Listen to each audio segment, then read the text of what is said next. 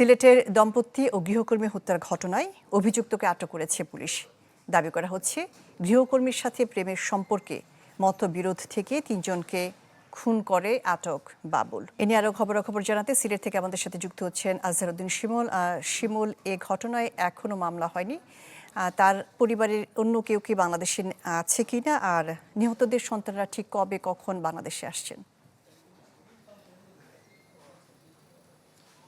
শাহনাজ, দেখুন, এখন পর্যন্ত মামলা হয়নি। কিছুক্ষণ আগেও এসএমপির যিনি মিডিয়া উইংয়ের দায়িত্বে, তার সাথে আমি কথা বলেছি। তিনি বলছেন তার সন্তানরা ইতিমধ্যে দেশে অবস্থান করছেন এবং তারা যে আনুষ্ঠানিকতা রয়েছে তা শেষ করে রাতের দিকে তারা মামলা দায়ের করতে পারেন বলে তিনি আমাদেরকে নিশ্চিত করেছেন।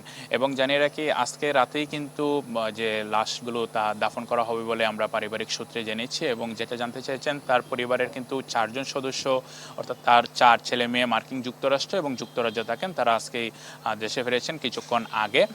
এবং তার যে আত্মীয়স্বজন আমরা খোঁজ নিয়েছি, তারাও কিন্তু অনেকেই প্রবাসে রয়েছেন। এবং তার একজন ভাগ্নে, তার সাথে আমরা কথা বলেছি, তিনি শুরুতেই মামলা দায়ের করতে চাচ্ছিলেন, কিন্তু পরিবারের সদস্যদের সাথে আলাপ করে তার যারা ছেলেমেয়েরা রয়েছে তারা হয়তো মামলা দায়েরের বাদী হবে। এবং জানিয়ে রাখি, ঘটনার সূত্রপাত নিশ্চয়ই জানেন যে গতকাল সকাল 9টা থেকে 10টার মধ্যে, এবং যিনি অভিযুক্ত তাকে ইতিমধ্যেই আটক করা হয়েছে। এবং তার জবানের ভিত্তিতে কিন্তু আজকে সকাল 11টার দিকে যে হত্যাকাণ্ডে ব্যবহৃত ছুরি সেটা উদ্ধার করে ফরেনসিকে পাঠানো হয়েছে। এবং পুলিশের পক্ষ থেকে জানানো হয়েছে যে সে পুলিশের কাছে প্রাথমিকভাবে স্বীকার করে যে সে 3 জনকেই আসলে হত্যা করেছে, এবং হত্যায় যে ব্যবহৃত ছুরিটি তা ইতিমধ্যে সংগ্রহ করা হয়েছে।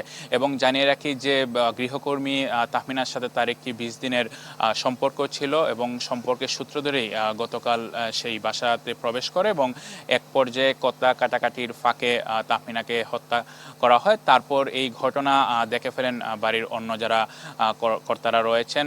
প্রথমে বাড়ির গৃহকর্মীকে হত্যার পর বাকি 2 জনকে একই পন্থায় ছুরিকাঘাত করে হত্যা করে অভিযুক্ত। এবং এর ঘটনার পরপরই কিন্তু পুলিশ তৎপর হয় এবং তাকে 4 ঘন্টার মধ্যেই আটক করতে সক্ষম হয়। তো সব মিলিয়ে শাহনাজ, আমার কাছে এই ছিল 3 জন হত্যার সবশেষ।